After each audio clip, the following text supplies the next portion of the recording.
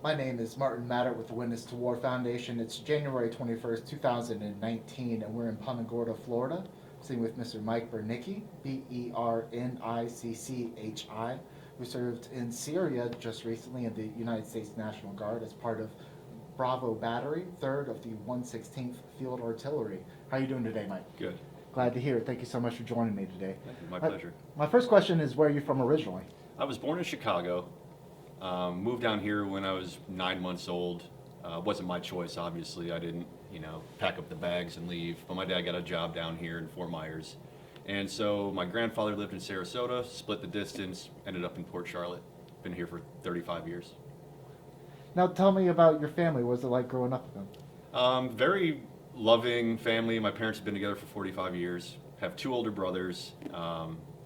So there's a lot. I think that prepared me for the military, being picked on as the youngest. So great family. I can't say anything about them. Is there a military history there? My uncle served in the Army. He was stationed in Germany, and both my grandfathers, one was in the Navy, one was in the Army. World War II era, Korea era? Yeah, World War II era. But my dad's dad was in Italy during World War II. He was in the Navy. My mom's dad didn't go overseas. He was stationed stateside. Was joining the service something you ever thought about doing growing up, or did you have other ambitions? Not until I was in high school. It's kind of where I was at a crossroads. What am I going to do with my future? I did have a sense of duty that I wanted to do something to better humankind. I kind of got pulled into the military. My grandfather was talking to me about it. And I joined the Florida National Guard when I was a junior in high school. And so that kind of gave me the direction to go forward. And that was in 2000? Yeah, that was in 2000. So I did basic training between junior and senior year in Fort Jackson, South Carolina. And then I went back to my senior year, finished, and then did my AIT in Alabama. And any memorable stories about the training process through high school? Basic training for me, I was the youngest person there, but I was also an athlete in high school, so I knew it was a temporary situation. It wasn't difficult for me at all. It was funny watching older soldiers go through the training process and stressing out about little things. We were there for 12 weeks. It had to end. So that was my mindset. AIT was 9 months long in Redstone Arsenal, Alabama, by Huntsville. And I did a lot of high-tech microwave technology, multi-layer soldering. I was doing electronics repair for weapon systems at the time. So it was like I was going to college, basically.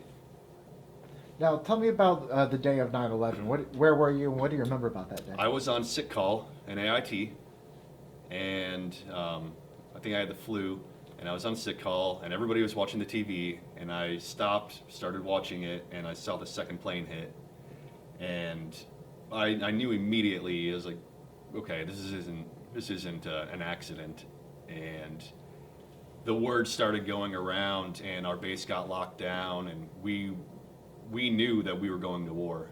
It was just a matter of time before we found out which units were getting deployed. And I was in the National Guard, so I knew that I wasn't immediately getting deployed. But we had a lot of active duty guys that knew they were going somewhere. So it was very tense, and it was surreal to, it's one of those dreamlike situations where it's hard to believe that it happened. What was the general morale like? Was it pretty get up and go, or were people a little anxious about going overseas? There was a portion that was tense and kind of scared, and then there was the portion that was ready to go kill, and I kind of fell in between. I was kind of unsure how I felt at the time. So walk me through the next couple of years. Were people getting deployed pretty actively? What happened? So in my unit, we got activated to do security at armories around the state, port security. We were we got put on state active duty orders to pull security. And that lasted a couple months, and then we kind of fell back into the monthly training obligations. Because we're a field artillery unit, we're specialized, so we have to keep that training up. And we did not deploy in the global war on terror until 2005. So that's a good 4 years between 9/11 and when we first deployed. Well, what'd you hear about what it was like actually being over there? Were guys coming back with stories or anything during that time? Yeah, it was a lot like the Wild West. Early, especially in Iraq, and I didn't know anybody in Afghanistan at the time, but I had known some friends that were in Iraq, and it was chaos. Convoys were constantly being hit by IEDs from multiple players in the region, whether they were Shiite militias that we supported or if they were part of Al Qaeda. Um, there were not a lot of rules of engagement. It was a lot, from what I hear, like Vietnam, where you just have your judgment and you have your direct orders coming down. So once we started gearing up to get ready for Iraq, that was a process to get ready for. So come '05, you get orders for deployment. Where's your headspace at? It's preparing for something that I had never previously been prepared for. Field artillery, we shoot rockets. We're getting deployed as a convoy security and detainee operations element. So I had to become comfortable with being a 50 cal gunner on a Humvee, something completely out of my element. And so I made sure that in training I focused as much as I could and learned everything I could about the weapon system and about convoy operations to get that muscle memory going. Did they do any, widespread training for you guys, or did they just kind of expect you to pick it all up? We went to Fort Dix, New Jersey for 3 months, and that was extensive training in convoy security, in detainee operations, searching people, quelling riots, all of that stuff. We spent 2 months living in the field, so that got us ready for the living environment we were about to go into. So all in all, it was pretty good training to get us ready. So before deploying, were you married at the time, or what was your living situation? Single, I was, 23 years old, and I went to college and then took a break. 19-year-old me was not ready for college.